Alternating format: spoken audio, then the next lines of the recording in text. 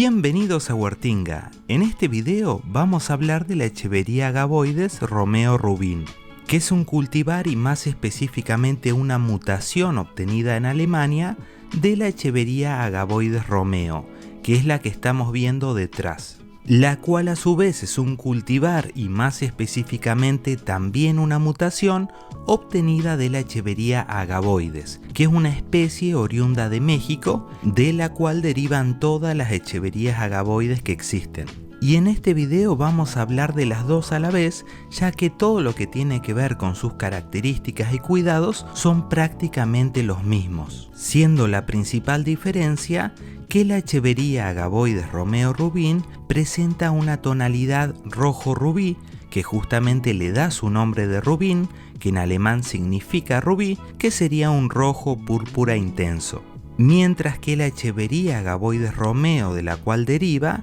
podríamos decir, y como podrán apreciar, que presenta una tonalidad más bien rosado a rojizo pastel, mucho más clarita que la rubín, caracterizándose ambas, como todas las Echeverias agavoides, en presentar hojas que son bien carnosas y rosetas muy compactas, pudiendo llegar a alcanzar un diámetro máximo promedio cada roseta de unos 20 centímetros.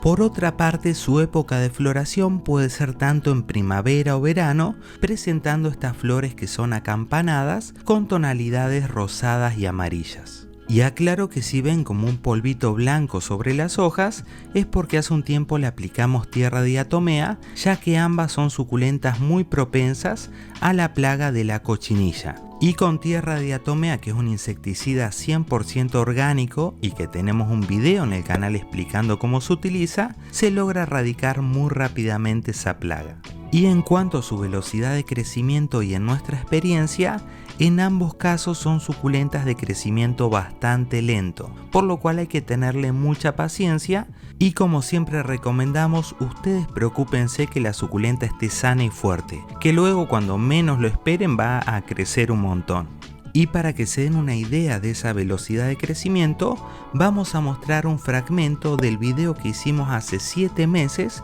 del unboxing del regalo que nos hizo Maru González del canal de Instagram El Rincón de Anita. Y miren lo hermosa que era esa Echeveria agavoides Romeo Rubin, que actualmente se encuentra ubicada en una maceta número 10. Y como podrán apreciar, no ha sido mucho lo que creció en este tiempo, tan solo algunos centímetros, pero se ha logrado aclimatar perfectamente bien, siendo un ejemplar sano y fuerte. Y lo mismo sucede con la Echeveria agavoides Romeo, que también fue un regalo que nos hizo Maru González del canal de Instagram El Rincón de Anita, que le mandamos un abrazo gigante y nuestro eterno agradecimiento por estas suculentas tan bellas, que acá pueden apreciar cómo se encontraba al momento del unboxing hace 7 meses y actualmente también está ubicada en una maceta número 10. También se ha logrado aclimatar perfectamente bien y con el tiempo ha ido adquiriendo esta tonalidad propia que les mencionaba, este rosado o rojizo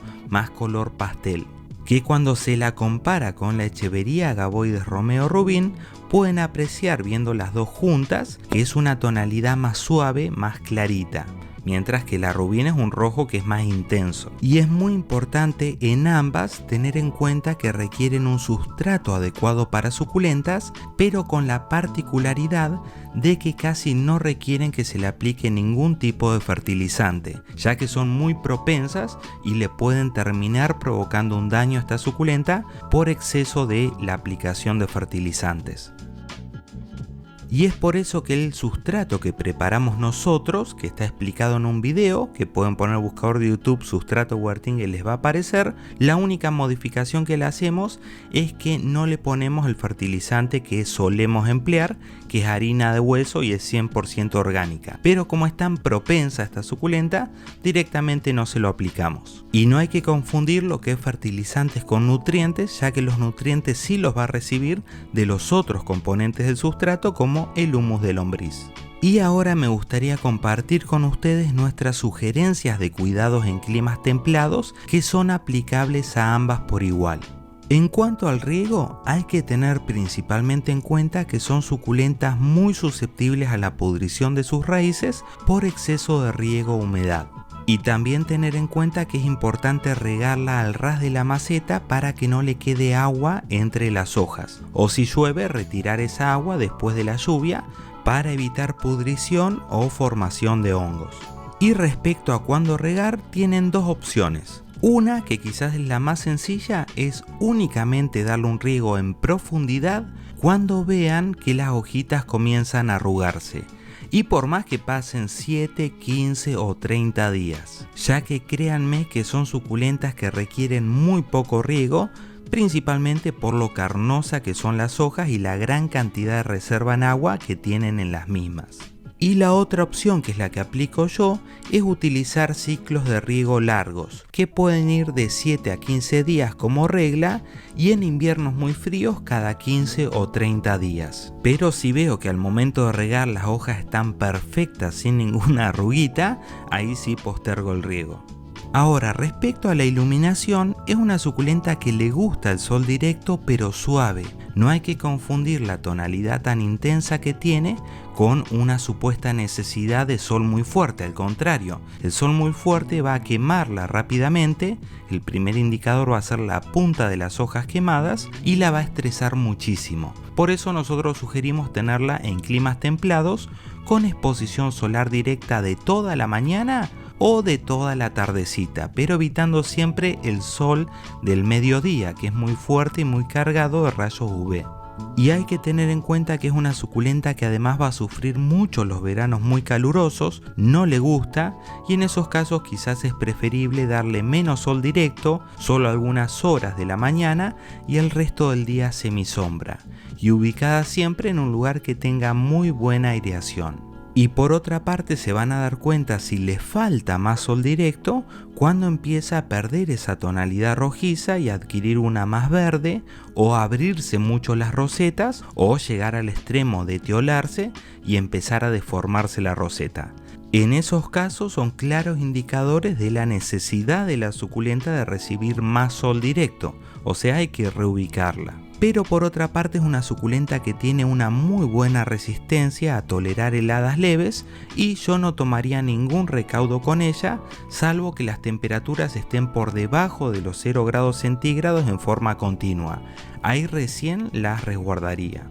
Y en cuanto a su reproducción, además de por semilla, al igual que todas las plantas, lo más sencillo es por separación de hijuelos. Pero el problema es que ambas se demoran mucho en dar hijitos, es más bien cuando son adultas, y primero se van desarrollando en la base del tallo y luego terminan de desarrollarse a través de un estolón por el cual se van separando de la roseta madre. En ese punto es cuando conviene separarlos para reproducir. Y si bien técnicamente es posible de reproducir por hoja, los problemas es que por una parte es difícil desprender una hoja completa sin daños, y por otra es que si se desprende es muy baja la probabilidad de éxito de que la hoja salga al brote y raíz, pero pueden intentarlo y probar. Aclaro que Nichu no ha querido aparecer en el video comparando su tamaño con el de las suculentas como es clásico en el canal, pero bueno, ella está vigilando que no entren gatitos al patio. Y eso fue todo, espero que les haya gustado este video y que le den mucho amor con muchos likes y comentarios, así nos ayudan a seguir creciendo. Nos vemos en un próximo video, chao.